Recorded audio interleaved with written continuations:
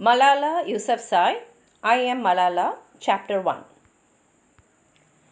When I was born, people in our village commiserated with my mother and nobody congratulated my father. I arrived at dawn as the last star blinked out. We, Pashtuns, see this as an auspicious sign. My father didn't have any money for the hospital or for a midwife, so a neighbor helped at my birth. My parents' first child was stillborn, but I popped out kicking and screaming. I was a girl in a land where rifles are fired in celebration of a son, while daughters are hidden away behind a curtain. They role in life simply to prepare food and give birth to children. For more Pashutans, it's a gloomy day when a daughter is born.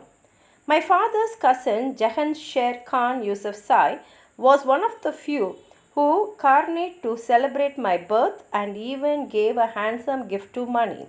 Yet, he brought with him a vast family tree of our clan, the Dolakal Yousafzai, going right back to my great great grandfather and showing only the male line. My father, Ziauddin, is different from most Pashutan men. He took the tree, drew a line like a lollipop from his name, and at the end of it he wrote Malala. His cousin laughed in astonishment. My father didn't care. He says he looked into my eyes after I was born and fell in love. He told people, I know there is something different about this child. He even asked friends to throw dried fruits, sweets, and coins into my cradle, something we usually only do for boys. I was named after Malala of Maiwand, the greatest heroine of Afghanistan. Pashtuns are a proud people of many tribes split between Pakistan and Afghanistan. We live as we have for centuries by a code called Pashtun Wali, which obliges us to give hospitality to all guests and in which the most important value is nang or honor. The worst thing that can happen to a Pashtun is loss of face. Shame is a very terrible thing for a Pashtun man. We have a saying, without honor, the world counts for nothing. We fight and feed among ourselves so much that our word for cousin Tarbar is the same as our word for enemy. But we always come together against outsiders who try to conquer our lands. All Pashtun children grow up with the story of how Malala inspired the Afghan army to defeat the British in 1880 in one of the biggest battles of the Second Anglo-Afghan War. Malala was the daughter of a shepherd in Maiwand, a small town on the dust plains west of Kandahar. When she was a teenager, both her father and the Ma, she was supposed to marry were among thousands of Afghans fighting against the British occupation of their country.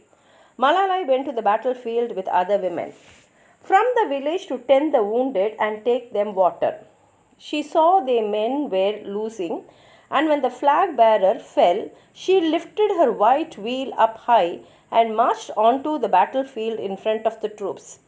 Young love, she shouted, if you do not fall in the battle of Maiwand, then, by God, someone is saving you as a symbol of shame. Malala was killed under fire, but her words and bravery inspired the men to turn the battle around. They destroyed the entire brigade, one of the worst defeats in the history of the British Army. The Afghans were so proud that the last Afghan king built a Maiwand victory monument in the center of Kabul. In high school, I read some Sherlock Holmes and laughed to see that this was the same battle where Dr. Watson was wounded before becoming partner to the great detective. In Malala, we Pashtuns have our very own Joan of Arc. Many girls' schools in Afghan are named after her. But my grandfather, who was a religious scholar and village cleric, didn't like my father giving me that name. It's a sad name, he said. It means grief-stricken. When I was a baby, my father used to sing me a song written by the famous poet Rahmat Shah Sahel of Peshawar. The last verse ends, O Malala of Maiwand, rise once more to make Pashutans understand the song of honor. Your poetic words turn worlds around. I beg you, rise again.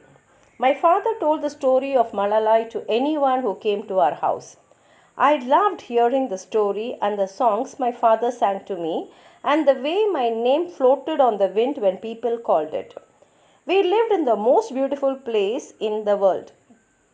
My valley, the Swat Valley, is a heavenly kingdom of mountains, gushing waterfalls, and crystal clear lakes. Welcome to paradise, it says on a sign as we enter the valley. The olden times Swat was called Udayana, which means garden. We have fields of wildflowers, orchards of delicious fruit, emerald mines, and rivers full of trout. People often call Swat the Switzerland of the East. We even had Pakistan's first ski resort. The rich people of Pakistan came on holiday to enjoy our clean air and scenery and our Sufi festivals of music and dancing. And so did many foreigners, all of whom we called Angrezi in English, wherever they came from. Even the Queen of England came and stayed in the White Palace that was built from the same marble as the Taj Marble by our king. As the Taj Mahal by our king, the first Wali of Swat. We have a special history too. Today, Wat is part of the province of Khyber Pakhtunkhwa or KPK, as many Pakistanis call it. But Swat used to be separate from the rest Pakistan. We were once a princely state, one of three with the neighboring lands of Chitral and Der. In colonial times, our kings owed allegiance to the British but ruled their own land. When the British gave India independence in 1947 and divided it, we went with the newly created Pakistan but stayed autonomous. We used the Pakistani rupee, but the government of Pakistan could only intervene on foreign policy. The Wali administered justice, kept the peace between warring tribes, and collected Ushara tax of 10% of income, with which he built roads, hospitals, and schools. We were only 100 miles from Pakistan's capital, Islamabad, as the crow flies, but it felt as if it was in another country. The journey took at least 5 hours by road over the Malakand Pass, a vast bowl of mountains, where long ago our ancestors, led by a preacher called Mullah Sayyidullah, known by the British as the Mad Fakir, battled British forces among the craggy peaks. Among them was Winston Churchill, who wrote a book about it, and we still call one of the peaks Churchill's Picket, even though he was not very complimentary about our people. At the end of the pass is a green domed shrine where people throw coins to give thanks for their safe arrival.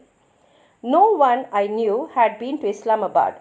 Before the troubles came, most people, like my mother, had never been outside Swat. We lived in Mingora, the biggest town in the valley, in fact, the only city. It used to be a small place, but many people had moved in from surrounding villages, making it dirty and crowded. It had hotels, colleges, a golf course, and a famous bazaar for buying our traditional embroidery, gemstones, and anything you can think of. The Markasar stream loops through it, milky brown from the plastic bags and rubbish thrown into it.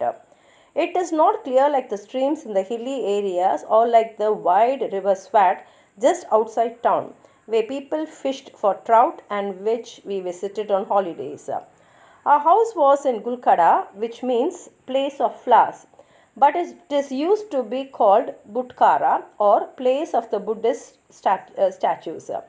Near our home was a field scattered with mysterious ruins, statues of lions on their houses, broken columns, headless figures, and oddest of all, hundreds of stone umbrellas. Islam came to our valley in the 11th century when Sultan Muhammad of Ghazni invaded from Afghanistan and became our ruler. But in ancient times, Swat was a Buddhist kingdom. The Buddhists had arrived here in the 2nd century and their kinds ruled the valley for more than 500 years. Chinese emperors wrote stories of how there were 1,400 Buddhist monasteries along the banks of the river Swat, and the magical sound of temple bells would ring out across the valley. The temples are long gone, but almost anywhere you go in Swat, amongst all the prime roses and other wildflowers, you find their remains. We would often picnic among rock carvings of a smiling fat Buddha sitting cross legged on a lotus flower. There are many stories that Lord Buddha himself came here because it is a place of such peace, and some of his ashes are said to be buried in the valley in a giant stupa. Our Budkara ruins were a magical place to play hide and seek. Once some foreign archaeologists arrived to do some work there and told us that in times gone by it was a place of pilgrimage full of beautiful temples domed with gold where Buddhist kings lay buried. My father wrote a poem, The Relics of Budkara, which summed up perfectly how temple and mosque could exist side by side. When the voice of truth rises from the minarets, the Buddha smiles and the broken chain of history reconnects. We lived in the shadow of the Hindu Kush mountains where the men went to shoot ibex and golden cockerels. Our house was one story and proper concrete. On the left were steps up to a flat roof big enough for us children to play cricket on. It was our playground. At dusk, my father and his friends often gathered to sit and drink tea there. Sometimes I sat on the roof too, watching the smoke rise from the cooking fires all around and listening to the nightly racket of the crickets. Our valley is full of fruit trees on which grow the sweetest figs and pomegranates and peaches, and in our garden we had grapes, guavas, and persimmons. There was a plum tree in front yard which gave the most delicious fruit. It was always a race between us and the birds to get to them. The birds loved the tree, even the woodpeckers. For as long as I can remember, my mother has talked to birds. At the back of the house was a veranda where the women gathered. We knew what it was like to be hungry, so my mother always cooked extra and gave food to poor families. If there was any left, she fed it to the birds. In Pashto, we loved to sing tape, two-line poems, and as she scattered the rice, she would sing, Don't kill doves in the garden. You kill one and the others won't come. I like to sit on the roof and watch the mountain and dream. The highest mountain of all is the pyramid-shaped Mount Elam. To us, it's a sacred mountain and so high that it always wears a necklace of fleecy clouds. Even in summer, it's frosted with snow. At school, we learned that in 327 BC, even before the Buddhists came to Swat, Alexander the Great swept into the valley with thousands of elephants and soldiers on his way from Afghanistan to the Indus. The Swati people fled up the mountain believing they would be protected by their gods because it was so high. But Alexander was a determined and patient leader. He built a wooden ramp from which his catapults and arrows could reach the top of mountains. Then he climbed up so he could catch hold of the star of Jupiter as a symbol of his power. From the rooftop, I watched the mountains change the seasons. In the autumn, chill winds would come. In the winter, everything was white snow, long icicles hanging from the roof like daggers, which we loved to snap off. We raced around building snowmen and snow bears and trying to catch snowflakes. Spring was when Swat was at its greenest. Eucalyptus blossom blew into the house, coating everything white, and the wind carried the pungent smell of the rice fields. I was born in summer, which was perhaps why it was my favorite time of year, even though in Mingora summer was hot and dry and the stream stank where people dumped their garbage. When I was born, we were very poor. My father and a friend had founded their first school, and we lived in a shabby shack of 2 rooms opposite the school.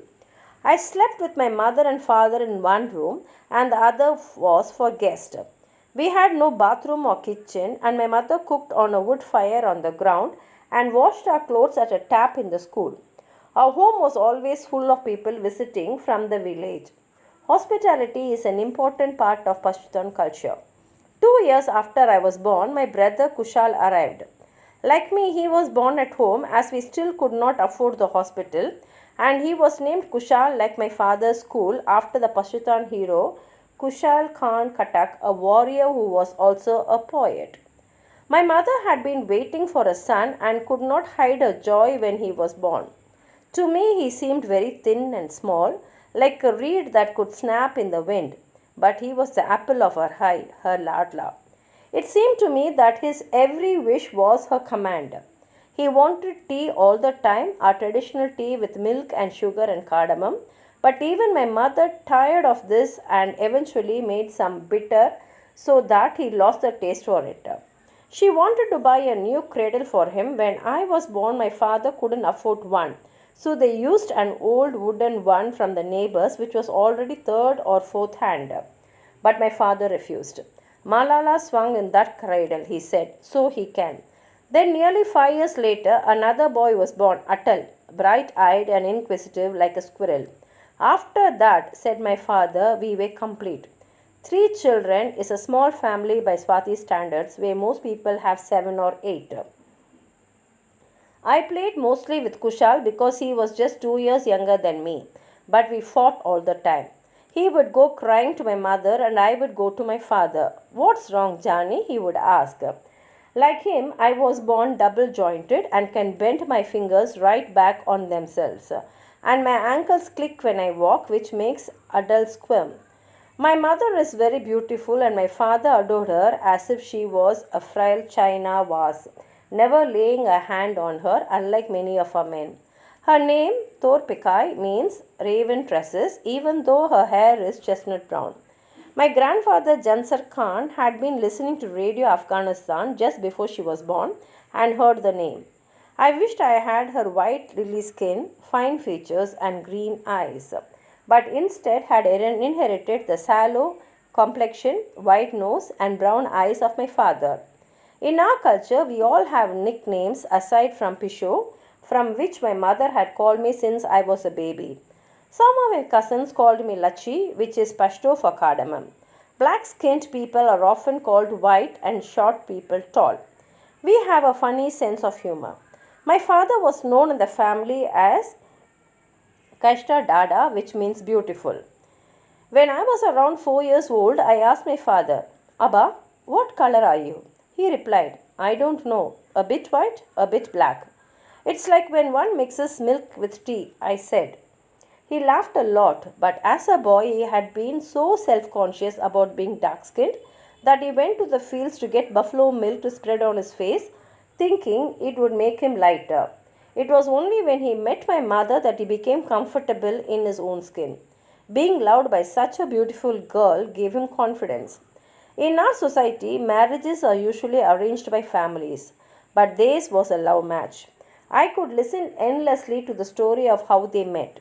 They came from neighboring villages in a remote valley in the upper Swat called Shangla and would see each other when my father went to his uncle's house to study, which was next door to that of my mother's aunt. They glimpsed enough of each other to know they liked one another. But for us, it is taboo to express such things. Instead, he sent her poems she could not read. I admired his mind, she says, and me her beauty, he laughs.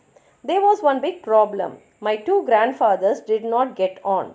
So when my father announced his desire to ask for the hand of my mother, Torpikai, it was clear neither side would welcome the marriage.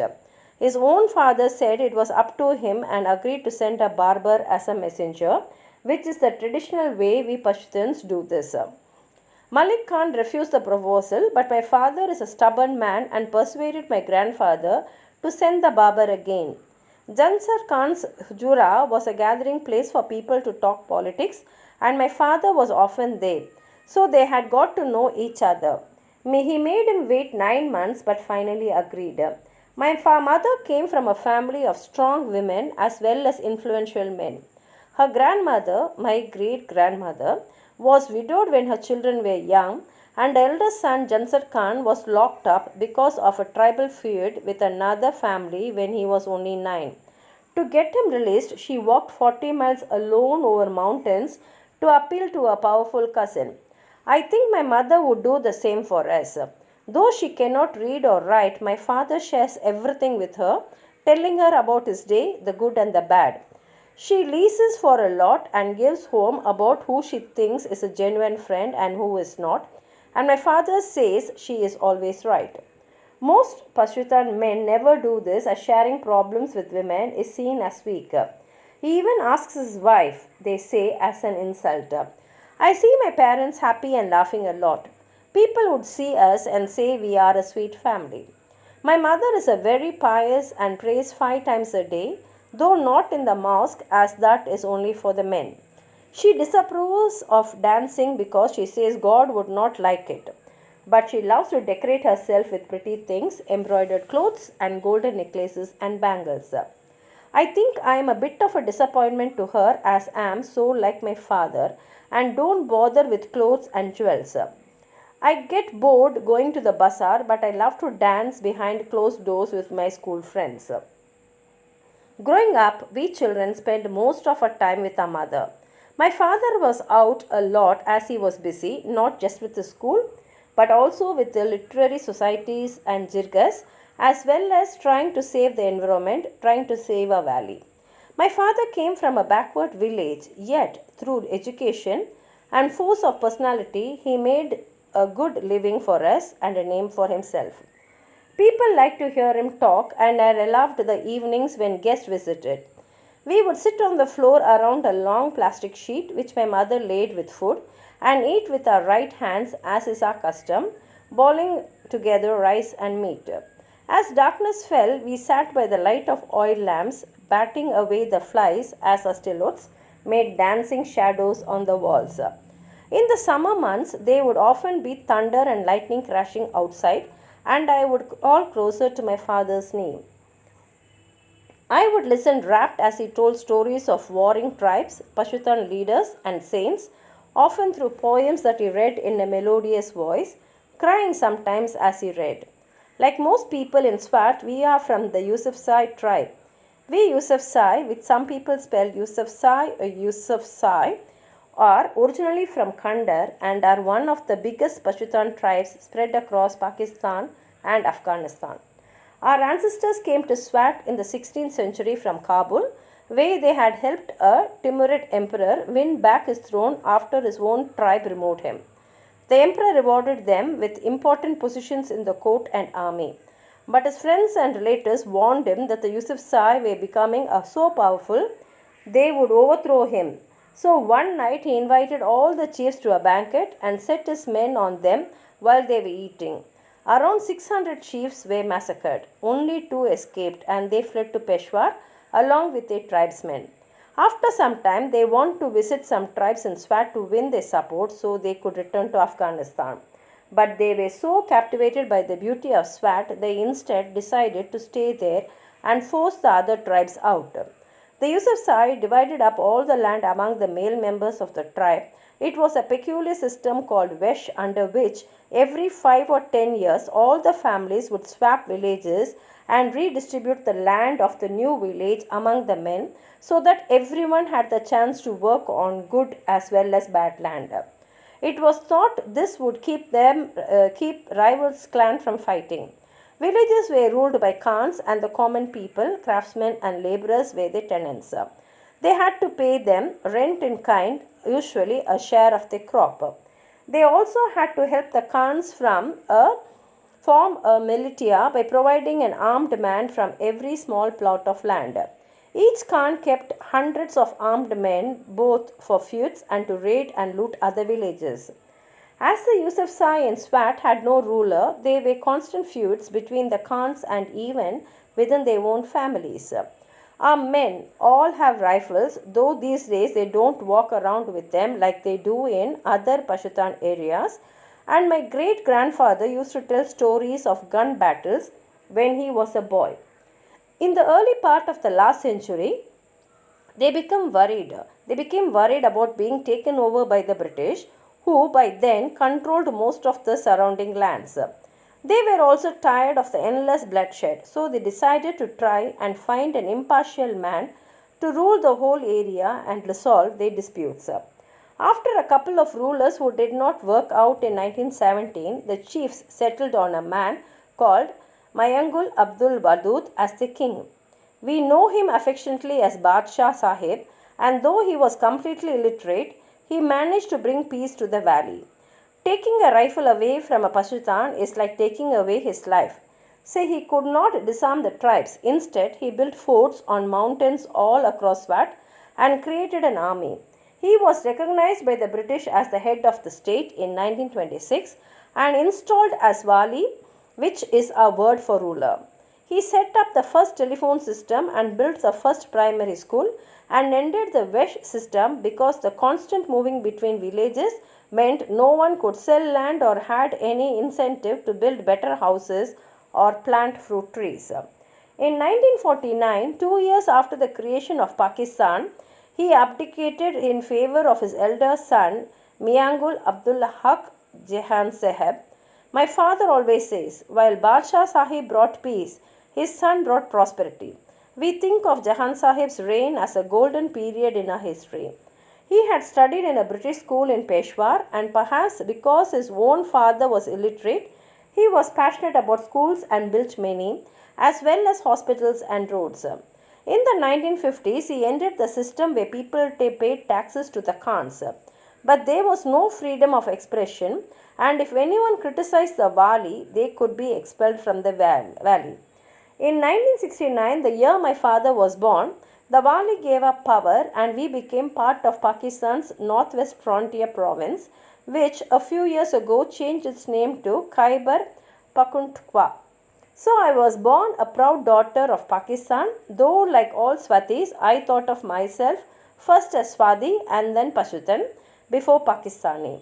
Near us, on our street, there was a family with a girl my name called Safina and two boys similar in age to my brothers, Babar and Basti.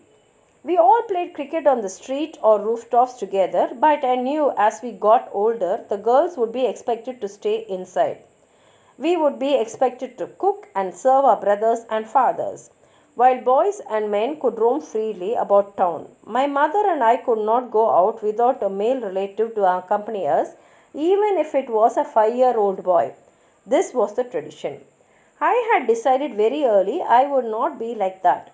My father always said, Malala will be free as a bird. I dreamed of going to the top of Mount Elim like Alexander the Great to touch Jupiter and even beyond the valley.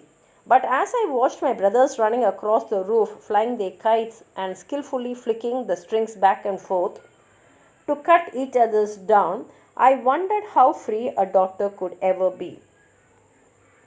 Thank you.